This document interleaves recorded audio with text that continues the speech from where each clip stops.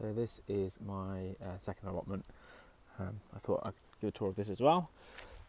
We have strawberries and blueberries here. This blueberry I've had for some years and it's seen better days. It hasn't, looks like it's been broken off there. It hasn't done very well. I think the pigeons keep getting onto it. This one here is the pink champagne variety and it's actually looking like it's going to have an okay crop.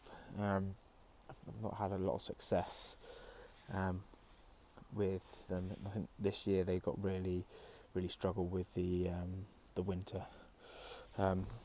We've also got a cranberry, which again I've had for a few years now. It flowered this year, so hopefully these little flowers, I don't know if you can see in there, these little flowers will turn into some. I had oh, there's one. I don't know if you can see that. Just there. That's a fruit forming, so that's great. That'd be really cool. This soil here where I've wood chipped is just really heavy clay, like pottery level clay. Apparently there used to be a stream that used to run through here, and they've just left the clay there, so I kind of dug all the allotment. It was just a grass field when I kind of got here, and I got down to this bit and it was just too much. There wasn't any give in it. We've got some comfrey here.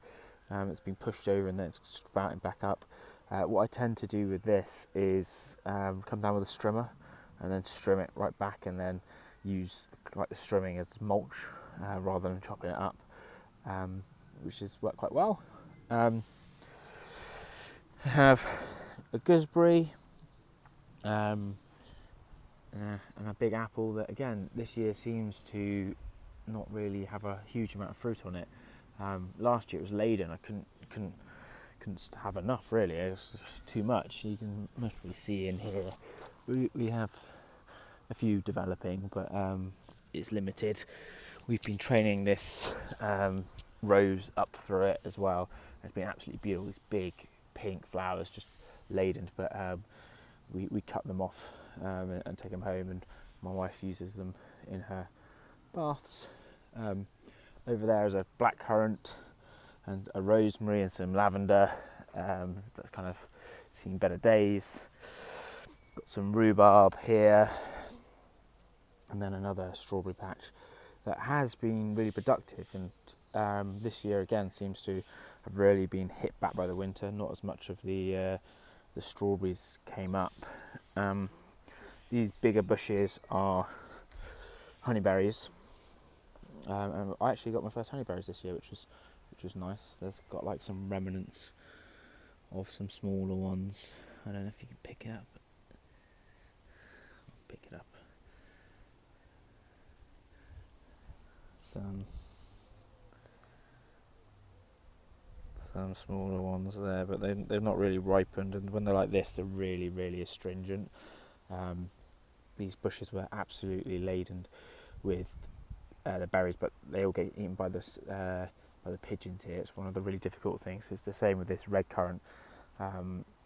Just as it starts to ripen, they're all gone. Here was an experiment. It's an elderberry. I was trying to keep it kind of manageable, but the blackcurrant, the raspberries, there's a gooseberry under there. It's got a grape that's going up through it, and then the elderbush. I was trying to keep the elderbush small.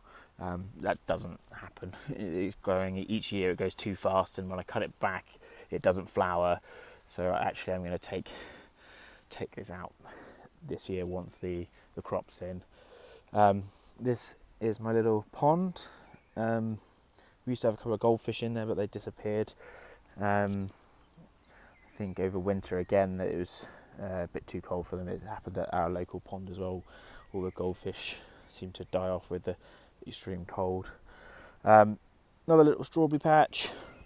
We've got lots of self-seeded chard. I tend to let it just go up and then collect it as and when.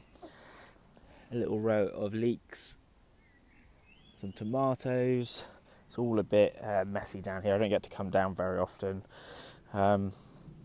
This is a courgette that's coming up, and this is a cherry again. Same problem. I've not netted it, so it's I've not had any cherries off it for the last couple of years. The pigeons get there before me. Over here, there's a blackberry underneath this mass. I don't know if you can see, which is a thornless variety. It's the first year planted, but the grape and the elderberry it's just become a mat of bush and weed and everything. So I'm going to come in and I'll chop it right back down there, open up a bunch more space. It was one of those nice ideas, but hasn't really worked out in how I wanted it to. It's just kind of overwhelmed everything, and I've not been able to manage it. These are some yellow raspberries that are coming into flower just at the moment. We've got goji berry, we've got a massive pumpkin again. This is Atlantic Giant, so hopefully it's going to take over this space. We've got some flowers, so there's a peony, some nigella, some more comfrey over in the corner, and some lavender. I don't know exactly what this plant is called. It's been here since the start. I can't keep on top of it. It just grows so quickly. It's everywhere. So here it is again. And what I'm doing at the moment with it is letting it grow a little bit and then just coming and trimming it back. I've tried digging it out lots of times, but it just, I can't get all the root up. We've got a fig here. This fig has gone through the walls. I don't know if you can see it. It's just, that's the leaf there.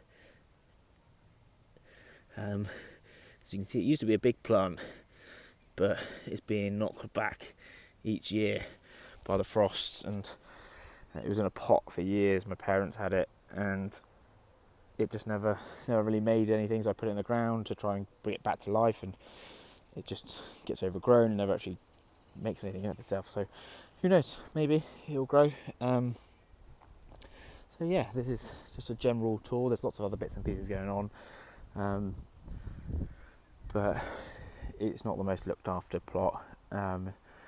It's where we used to live, so it's a bit harder for me to get to now. So it's a 5-10 minute drive, and I find when you're having to drive somewhere, it's harder just to pop over and do those little bits. But yeah, this is it. And any suggestions, thoughts, let me know.